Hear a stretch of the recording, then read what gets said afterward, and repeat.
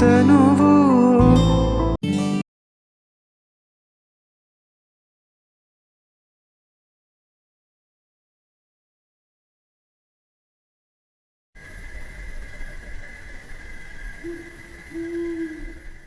ನಾನು ಇವಾಗ ಇರ್ತಕ್ಕಂಥ ಊರು ಬಂದು ಯಾವುದಪ್ಪ ಅನ್ನೋದಾದರೆ ಸಿಕ್ಕಾಪಟ್ಟೆ ಫೇಮಸ್ ಆಗಿರ್ತಕ್ಕಂಥ ಒಂದು ಊರು ಅಂದ್ಕೊಳ್ಳಿ. ಯಾವುದಪ್ಪ ಅಂದರೆ ಗೆಸ್ ಮಾಡಿ ನೋಡುವ. ಒಂದು ಕ್ಲೂ ಕೊಡ್ತೀನಂತೆ. ಈ ಊರಲ್ಲಿ ಬಂದ್ಬಿಟ್ಟು ನೀರು ದೋಸೆ ಸಖತ್ ಫೇಮಸ್ ಅಂದ್ಕೊಳ್ಳಿ. ಸಿಕ್ಕಾಬಡೆ ಅಂದರೆ ಸಿಕ್ಕಾಬಡೆ ಫೇಮಸ್ ನೀರು ದೋಸೆಗೆ ಈ ಊರಲ್ಲಿ. ಯಾವುದಪ್ಪ ಗೊತ್ತಾಗಿಲ್ವಾ ಇನ್ನೂ? ನಾನೇ ಹೇಳ್ತೀನಿ ಬಿಡಿ. ಕೊಟ್ಟಿಗೆ ಹಾರದಲ್ಲಿದ್ದೀನಿ ಇವಾಗ.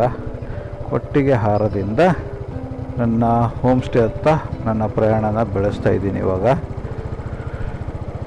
ಇಲ್ಲಿಂದ ಒಂದು ಸುಮಾರು ಒಂದು 19 ಕಿಲೋಮೀಟರ್ಗಳಾಗ್ಬೋದು ನನ್ನ ಒಂದು ಹೋಮ್ ಸ್ಟೇಗೆ. ಇನ್ನು ಒಂದು 20-25 ಮಿನಿಟ್ಸ್ ಆಗುತ್ತೆ. ಸೊ ಬನ್ನಿ ಕಂಟಿನ್ಯೂ ಮಾಡುವ. ಹೋಮ್ ಸ್ಟೇ ಹತ್ರ ಹೋದ ತಕ್ಷಣ ನಿಮಗೆ ಮತ್ತೆ ಸಿಗ್ತೀನಂತೆ. ನಾನು ಆಲ್ಮೋಸ್ಟ್ ಆಗಿ ನಾನು ಬುಕ್ ಮಾಡಿರ್ತಕ್ಕಂಥ ಪ್ರಾಪರ್ಟಿ ಹತ್ರ ಬಂದಿದ್ದೀನಿ. ಹುಡುಕ್ತಾ ಇದ್ದೀನಿ ಅಂದ್ಕೊಳ್ಳಿ. ಇಲ್ಲೇ ಎಲ್ಲೋ ಉಂಟು ಅದು.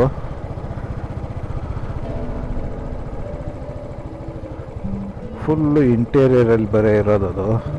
ಹಾಗಾಗಿ ಹುಡುಕ್ತಾ ಇದ್ದೀನಿ ಅವಾಗಿಂದ. ಸ್ವಲ್ಪ ಇದು ಮೇನ್ ರೋಡಿಂದ ಒಳಗಡೆಗೆ ಹೋಗಬೇಕು. ಇವಾಗ ಏನಿದು ರೋಡ್ ಕಾಣಿಸ್ತಿದೆ ಗೊತ್ತಾ? ಈ ಡಾಂಬರ್ ರೋಡಿಂದ ಒಳಗಡೆಗೆ ಹೋದರೆ ನಮ್ಮ ಒಂದು ಪ್ರಾಪರ್ಟಿ ಸಿಗುತ್ತೆ. ಜಸ್ಟ್ ಅಮ್ಮಮ್ಮ ಅಂದರೆ ಇನ್ನೂ ಒಂದು 500 to 800 ಮೀಟ್ರ್ ಇರ್ಬೋದು ಅಷ್ಟೇ. ಹಾಗೆ ಇದೇ ಒಂದು ರೋಡಲ್ಲಿ ಕಂಟಿನ್ಯೂ ಮಾಡ್ಕೊಂಡು ಹೋಗುವ. ನೋಡುವ ಅದು ಎಲ್ಲಿದೆ ಪ್ರಾಪರ್ಟಿ ಅಂದ್ಕೊಂಡು. ಬೋರ್ಡ್ ಗಿಡ ಏನಾದರೂ ಇದೆನಾ ಅಂತ ಚೆಕ್ಔಟ್ ಮಾಡುವ. ಬೋರ್ಡ್ ಗಿಡ ಇದ್ರಂತೂ ಒಳ್ಳೆಯದು. ನಾನು ಲಾಸ್ಟ್ ಟೈಮ್ ಬಂದಾಗ ಮೂಡಿಗೆರೆಗೆ ಆವಾಗಲೂ ಕೂಡ ಒಂದು ಸ್ಟೇಯಲ್ಲಿ ಇಳ್ಕೊಂಡಿದ್ದೆ. ಅದು ಸಖತ್ತಾಗಿತ್ತು ಗುರು. ಚಿಟಕಿ ಹೋಮ್ ಸ್ಟೇ ಅಂತ. ಅದು ಮಾತ್ರ ಅದ್ಭುತ. ನೀವೇನಾದರೂ ಆ ಲಾಗ್ ನೋಡಿಲ್ಲ ಅಂದರೆ ನೋಡ್ಕೊಂಬನ್ನಿ. ಆ ಸ್ಟೇ ಕೂಡ ಒಂಥರ ಕ್ರೇಜಿಯಾಗಿರ್ತಕ್ಕಂಥ ಒಂದು ಸ್ಟೇ ಆಗಿತ್ತು. ತುಂಬಾ ಎಂಜಾಯ್ ಮಾಡಿದ್ದೆ ಆ ಒಂದು ಸ್ಟೇಯಲ್ಲೂ ಕೂಡ ನಾನು. ಬ್ಯೂಟಿಫುಲ್ ಒಂಥರ. ಇವಾಗ ಈ ಸ್ಟೇ ಒಂದು ಎಕ್ಸ್ಪೀರಿಯೆನ್ಸ್ ಮಾಡೋಣ. ಇದೂ ಸಖತ್ತಾಗಿರ್ತಕ್ಕಂಥ ಒಂದು ಸ್ಟೇ ಆಗಿದೆ. ನಿಮಗೂ ತೋರಿಸ್ತೀನಂತೆ ಹೋಗ್ಬಿಟ್ಟು ಯಾವುದಪ್ಪ ಎಲ್ಲಿ ಸ್ಟೇ ಮಾಡ್ತಾಯಿದ್ದೀನಿ, ಯಾವ ಥರ ಇದೆ, ಏನು ಪ್ರೈಸಿಂಗ್ ಬಿತ್ತು ನನಗೆ ಅಂದ್ಕೊಂಡು ಎಲ್ಲನೂ ಡೀಟೇಲಾಗಿ ಹೇಳ್ತೀನಂತೆ. ಫಸ್ಟು ಹುಡುಕ್ಬಿಟ್ಟು ಚೆಕ್ ಇನ್ ಮಾಡುವ, ಆಮೇಲೆ ನೋಡುವ.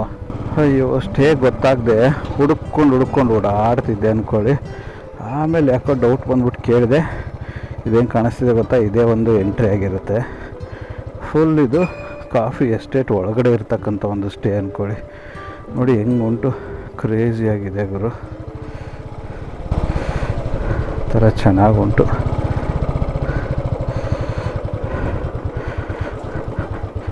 ಬ್ಯೂಟಿ.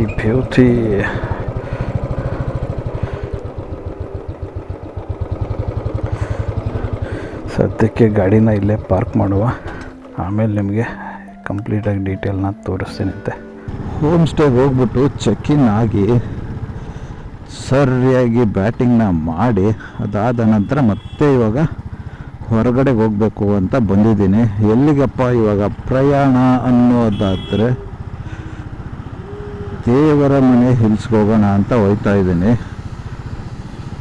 ಸಕ್ಕತ್ತಾಗಿರುತ್ತೆ ಇವಾಗ ಮಾತ್ರ. ಯಾಕಂದರೆ ಫುಲ್ಲು ಗ್ರೀನಾಗಿರುತ್ತೆ ಮಾತ್ರ. ಸೊ ಅದ್ಭುತವಾಗಿರುತ್ತೆ. ದೇವ್ರ ಮನೆ ನೋಡ್ಕೊಂಡು ಬರುವ. ಬನ್ನಿ. ಮಳೆ ಸ್ಟಾರ್ಟ್ ಆಗಿಬಿಟ್ಟಿದೆ ಅಂದ್ಕೊಳ್ಳಿ. ಆವಾಗಿಂದ ಸುರಿತಾನೆ ಇದೆ ಅಂದ್ಕೊಳ್ಳಿ. ಸೊ ನಾವು ಬಂದಿರೋದು ಎಕ್ಸ್ಪ್ಲೋರ್ ಮಾಡೋಕ್ಕೆ. ಹಾಗಾಗಿ ಯಾವ ಮಳೆ ಬಂದರೂ ನಿಂತ್ಕೋತಕ್ಕಂಥ ಮಾತೇ ಇಲ್ಲ ಅಂದ್ಕೊಳ್ಳಿ.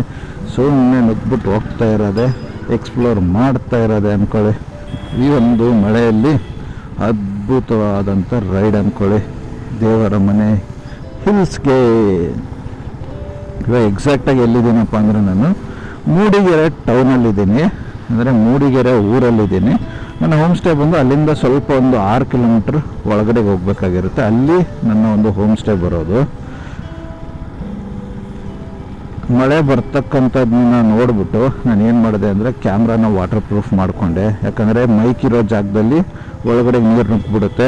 ಸೊ ತೇಸಿ ಜುಗಾಡು ಮಾಡಿಬಿಟ್ಟು ಅದನ್ನು ವಾಟರ್ ಪ್ರೂಫ್ ಮಾಡಿಬಿಟ್ಟು ಇವಾಗ ಹೊರಡ್ತಾ ಇದ್ದೀನಿ ಅಂದ್ಕೊಳ್ಳಿ. ನನ್ನ ಸ್ಟೇಯಿಂದ ಬಂದು ಅರೌಂಡ್ ಒಂದು 20 ಕಿಲೋಮೀಟ್ರೇನು ಆಗುತ್ತೆ ದೇವ್ರ ಮನೆ ಹಿಲ್ಸು.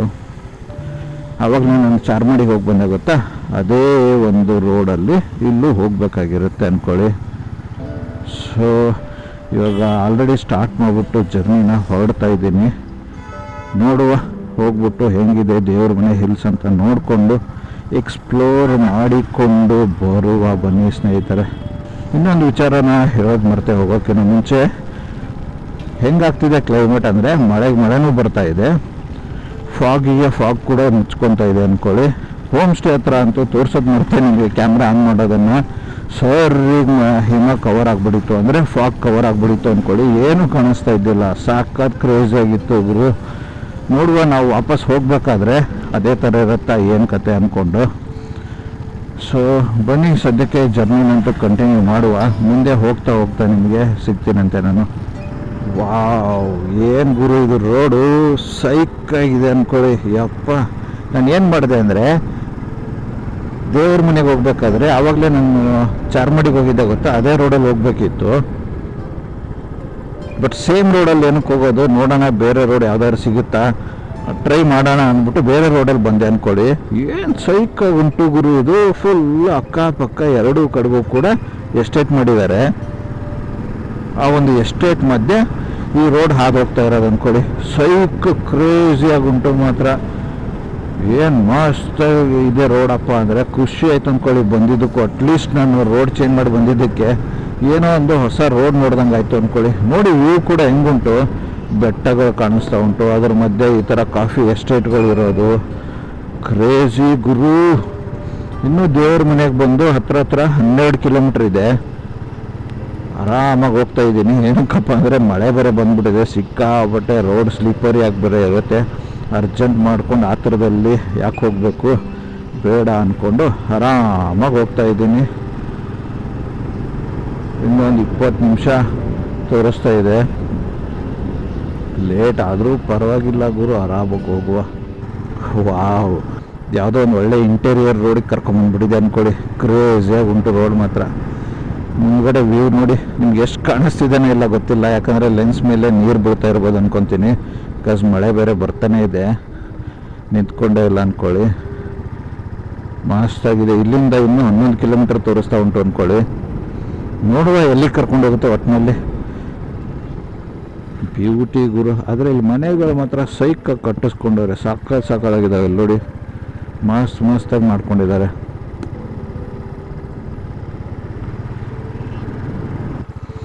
ದೇವ್ರ ಮನೆಗೆ ರೈಟ್ ಹೋಗಬೇಕು. ಸೊ ಈ ರೋಡ್ ಬಂದು ದೇವ್ರ ಮನೆಗೆ ಹೋಗುತ್ತೆ, ಅದು ಬೇರೆ ಎಲ್ಲ ಹೋಗುತ್ತೆ ಗೊತ್ತಿಲ್ಲ.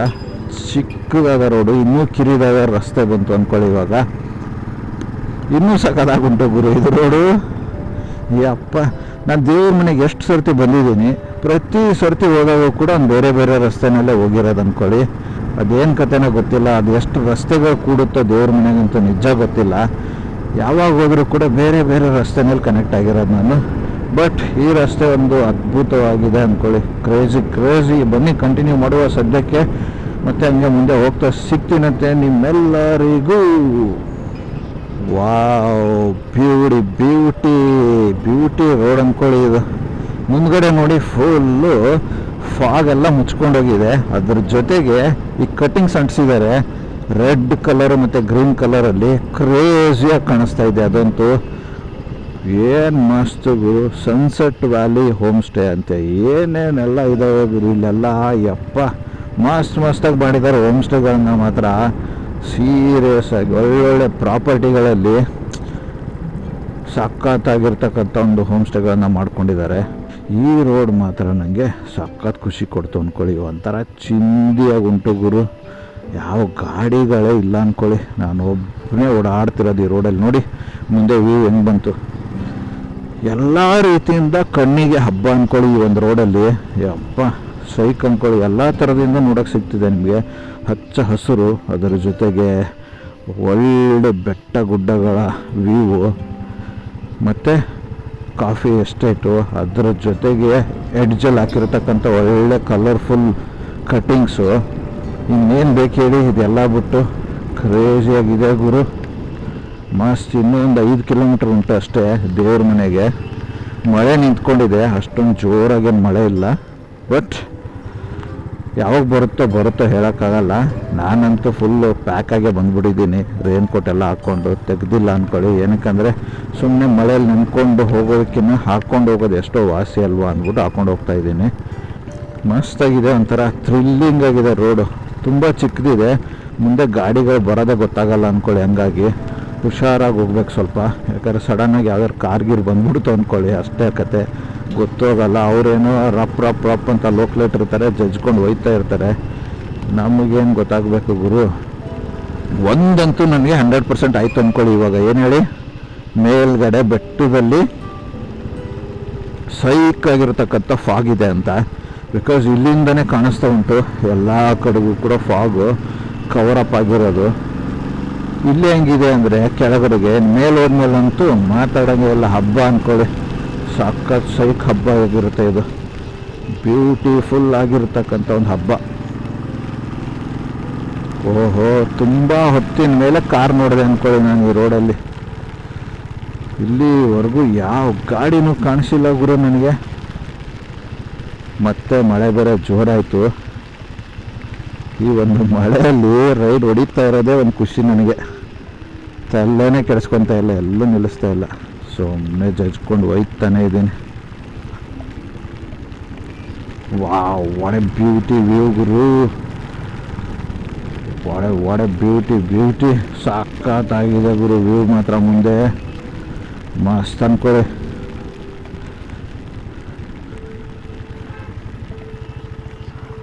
ತುಂಬ ಹೊತ್ತಾದಮೇಲೆ ಒಂದೇ ಒಂದು ಕಾರು ನನ್ನ ಮುಂದೆ ಹೋಗ್ತಾ ಇರೋದನ್ನ ನೋಡಿದ್ದು ನಾನು. ಅಪೋಸಿಟಿಂದ ಒಂದು ಕಾರ್ ಬಂತು, ಅದನ್ನು ಬಿಟ್ಟರೆ ಬೇರೆ ಯಾವ ಗಾಡಿನೂ ನೋಡಲಿಲ್ಲ ನಾನು ಈ ಒಂದು ರೋಡಲ್ಲಿ. ಇವಾಗ ಇದು ಒಂದು ಗಾಡಿನ ನೋಡ್ತಾ ಇರೋದು. ಚಿಕ್ಕ ರೋಡ್ ಬೇರೆ, ಓವರ್ಟೇಕ್ ಮಾಡ್ಬಿಟ್ಟು ಹೋಗೋಣ ಅಂದರೆ ಅಪೋಸಿಟಲ್ಲಿ ಸುಮ್ಮನೆ ನಮ್ಮ ಟೈಮ್ ಸರಿ ಇಲ್ಲದೆ ಯಾವ್ದಾದ್ರು ವೆಹಿಕಲ್ ಬಂದುಬಿಟ್ರೆ ಕಷ್ಟ ಅಲ್ವಾ. ಸೊ ಹಂಗಾಗಿ ಕರೆಕ್ಟಾಗಿರೋ ರೋಡ್ ಸಿಗಲಿ ಓವರ್ಟೇಕ್ ಹೊಡೆಯೋಣ ಅಂದ್ಬಿಟ್ಟು ಸ್ಲೋವಾಗಿ ಹೋಗ್ತಾಯಿದ್ದೀನಿ. ಅದ್ರ ಜೊತೆಗೆ ಇದು ಅದ್ದೂರಿ ಆದಂಥ ಮಳೆ ಬೇರೆ ಅಂದ್ಕೊಳ್ಳಿ. ಏನು ಜೋರಾಗಿ ಬರ್ತಾ ಉಂಟು ಅಂದರೆ ಸೈಕಾಗಿ ಬರ್ತಾಯಿದೆ. ಆವಾಗಲೇ ನಾನು ಏನು ಬಂದೆ ಗೊತ್ತಾ ಹೋಮ್ ಸ್ಟೇಯಿಂದ, ಅವಾಗ ಇನ್ನೂ ಕಮ್ಮಿ ಇತ್ತು ಅಂದ್ಕೊಳ್ಳಿ. ಇವಾಗ ಅದಕ್ಕಿಂತ ಡಬಲ್ ಸೈಕಾಗಿ ಬರ್ತಾ ಉಂಟು ಗುರು. ಯಪ್ಪ, ಯಾವ ಮಳೆ ಇದು ಅಂತೀರ. ಚೆನ್ನಾಗಿದೆ ನನಗೆ ಗಾಡಿ ಓಡಿಸೋದಕ್ಕೆ. ನಾನು ಎಕ್ಸ್ಪೆಕ್ಟ್ ಮಾಡ್ತಾ ಇದ್ದಿದ್ದೆ ಇದೆ ಅಲ್ವಾ.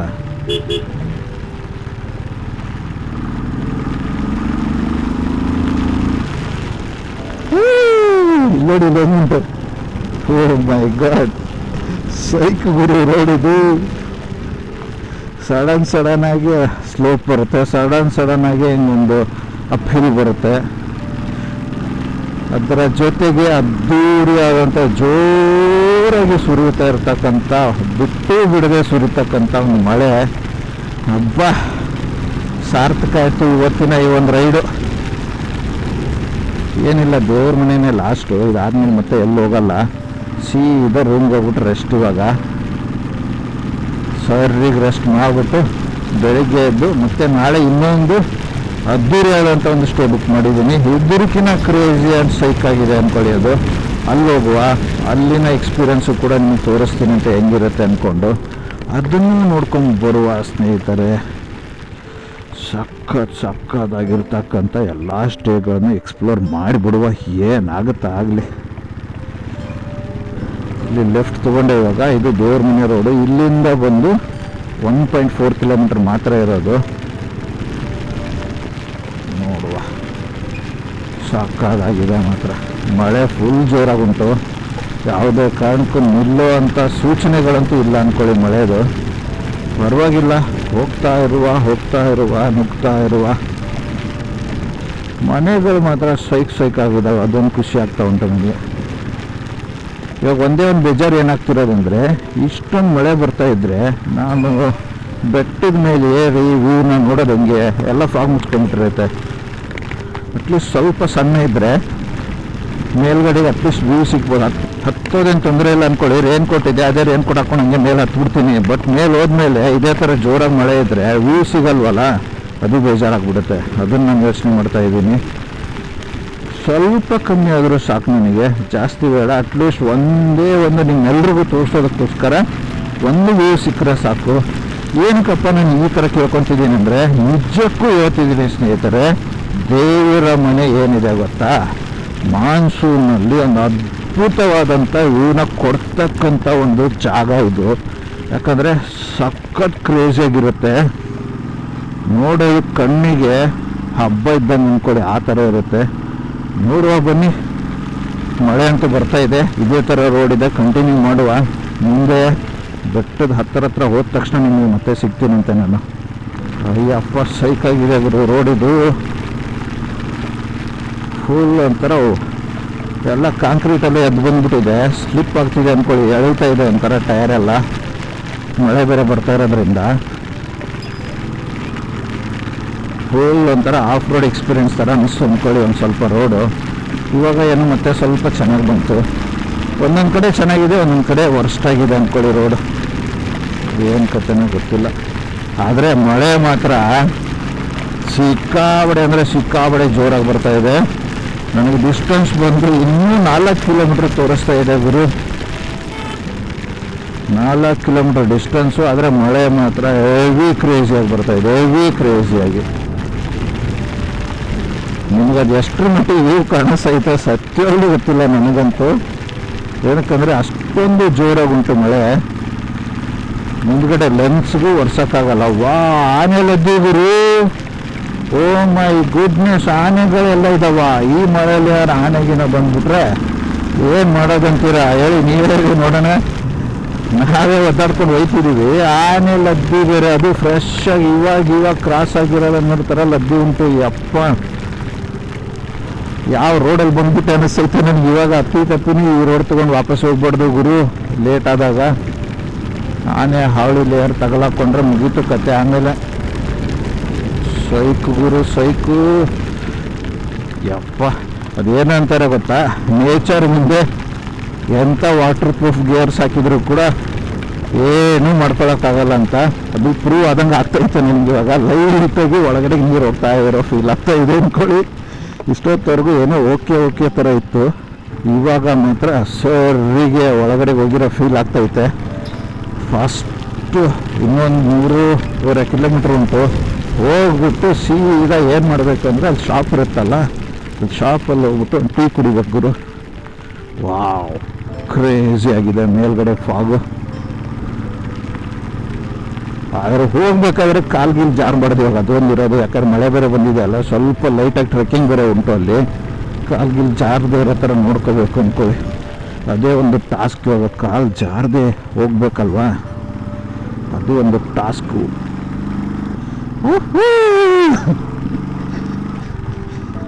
ಅಪ್ಪ ಕ್ರೇಜಿ ಆಫ್ ರೋಡ್ ಫೀಲ್ ಆಗ್ತಾ ಇದೆ ಇದು.